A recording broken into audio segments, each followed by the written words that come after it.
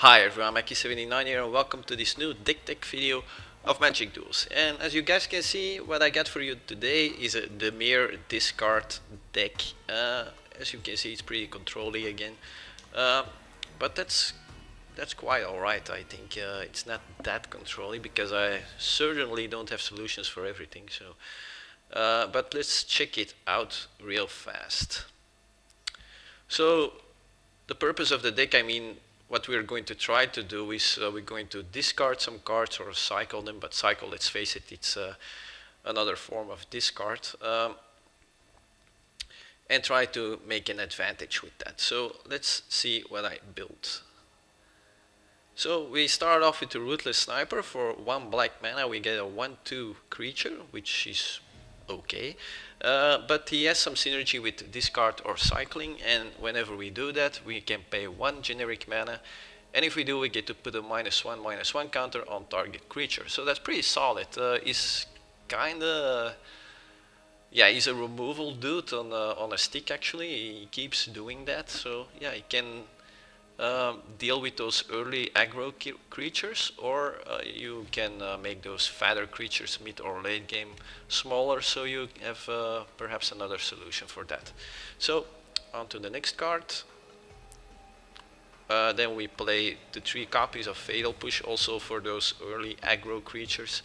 No more or less, there's no other reason than that actually, just for that early aggro. It doesn't have any specific synergy with the rest of the deck, it's just to control the board.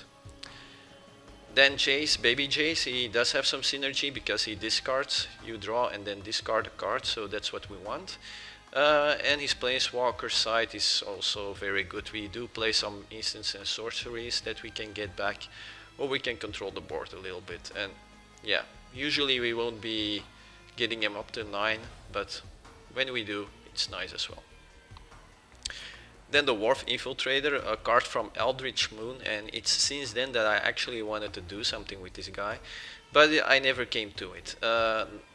There were of course some Madness deck in that time that you saw they run this guy, but yeah, I never made a Madness deck actually. I only played Vampires Madness a little bit, and they weren't in blue. So Wharf Infiltrator, for 2 mana, a generic and a blue, we get a 1/1, okay, but he has Skulk, so that means that a creature with greater power can block him, so that's pretty good. It's not unblockable, but it's already a good evasion. And then when he deals combat damage to a player, you get to draw a card, and if you do, you get to discard a card. So once again, discarding is what we want to do.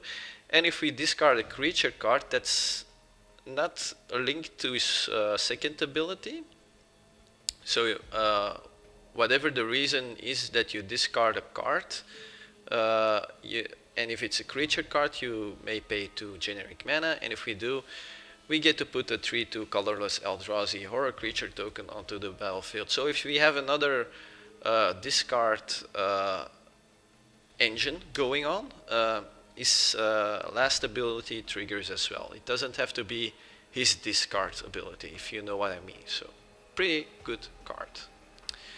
Then a card that that's not that long in the deck, by the way, because when I first saw this one I wasn't too impressed, but I had the feeling that I had to do a little bit more early pressure on the opponent, and the deck wasn't doing that. And this Shadowstorm Vizier does that perfectly actually. For a blue and a black we get a 1/3, so he's a little bit more difficult to kill off.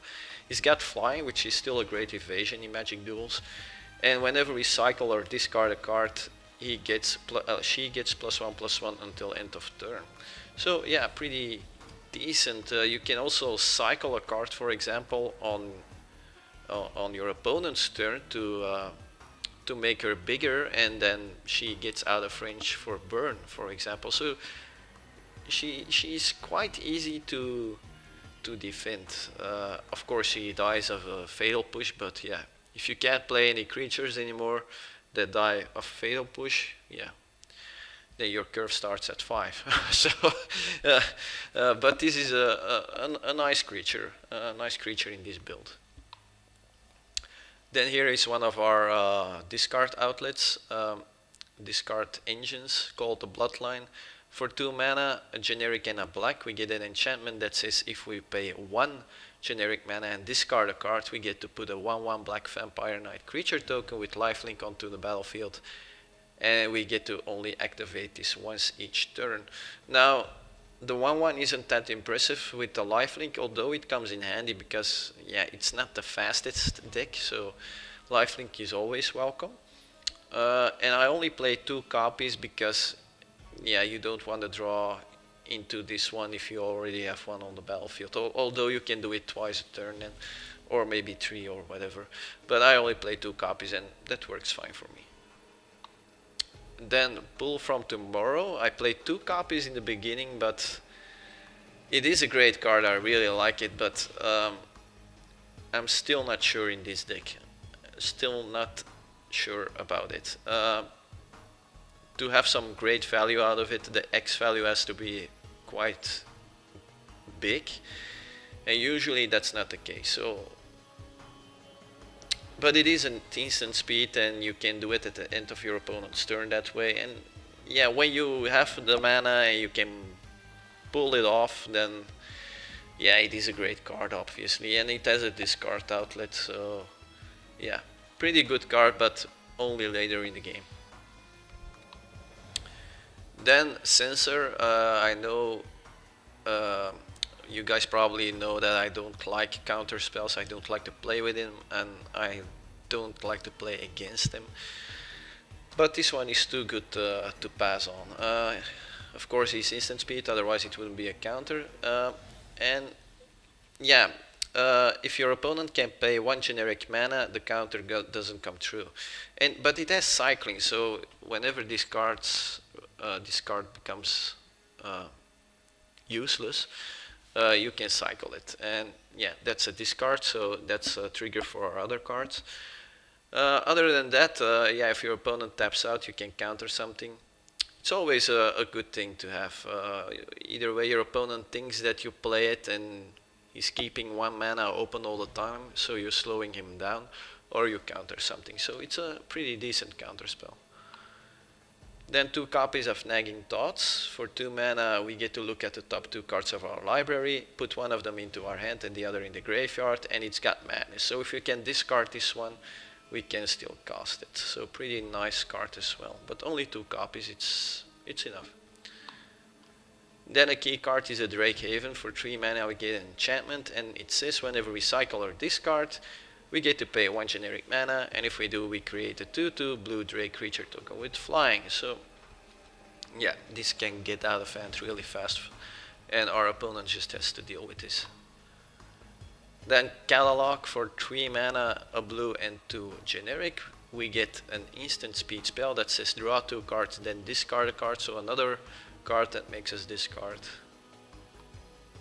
Then 1 copy of the Forgotten Creation, and usually when this card is on the board, we can do some crazy shenanigans.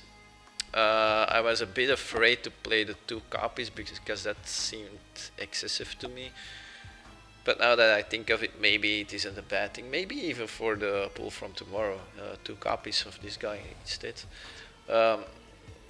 I mean, when you get some cards in your hand and this guy is on the board together with the Vizier, with the Shadowstorm, let's say you ditch 5 cards, it's not bad, and you draw 5 new ones. So yeah, if you get a pile of lands or something or whatever you want to get rid of, this is a great card. He's got Skull going on as well, so creatures with greater power can block him. And like I said at the beginning of your upkeep, you may discard all the cards in your hand, and if you do, draw that many cards. Really nice card, really love it. Then a card with a synergy for cycle or discard is this one, Curator of Mysteries. For 4 mana, we get a 4/4 flying, which is already good. And he scries 1 whenever we cycle or discard. He's got cycling going on himself, but usually a great creature like that, you don't want to get rid of it. So usually you just want to hardcast him. Then the Glyph Keeper might seem an odd choice to have in a deck like this. For 5 mana, he's an awesome creature in my opinion. He's got flying, he's a 5/3. But whenever he becomes the target of a spell or ability for the first time each turn, you get to counter that spell or ability. So that means that your opponent has to spend 2 removal spells on this guy instead of 1.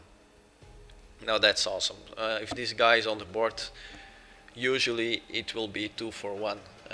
That's always a good thing, unless he dies in combat or they board wipe, because a board wipe doesn't target. Then he's dead as well. But he has, on top of that, he's got Embalm. It is 7 mana, but if you got it, it's a great thing to use. So I don't mind to discard this card to whatever, and then embalm him later in the game.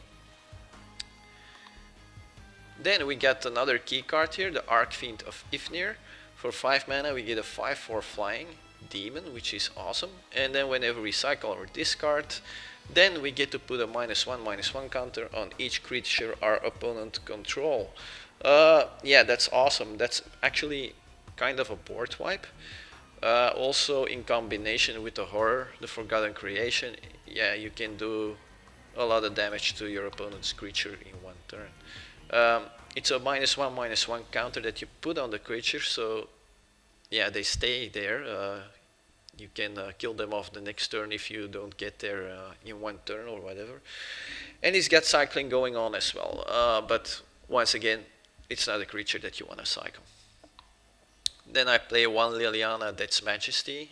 For 5 mana we get a pretty good planeswalker. She can defend herself by her +1 and creating a black zombie. And we get to put the 2 top cards of our library into our graveyard, which can be relevant. Or we can -3 her and return target creature card from our graveyard to the battlefield. That's nice as well. And maybe we want to blow up the board by destroying all non-zombie creatures. And then I play 1 copy of the Ever After, because I do not play that many creatures. I do play 16 now. But the big threats like the Sphinxes and the Demon, they're not that many. I only got big threats are maybe 6, maybe 7 if you count the Forgotten Creation with it. But that's not that much, and they're still pretty easy to deal with. But anyway, so when I got 2 of these bad boys in the graveyard, I like to resurrect them with the Ever After. And it goes back into your library, which is awesome. Then Never Return, we get to destroy target creature or planeswalker. Awesome removal spell. You guys know it by now. And then the return side, if you get nothing else to do with your mana, or you want to exile a target card from a graveyard, this is it. For 4 mana you can do that and create a 2/2 zombie. Then we have the Commit Memory. In the control shell, I really like this. You gotta be a little bit careful when you play the memory, but the commit is already great. Instant speed, you can put a non-land permanent, so planeswalkers, enchantments, whatever. You can put it into its owner's library second from the top. And then you can shuffle his library to get totally rid of it, or at least hope that you get rid of it.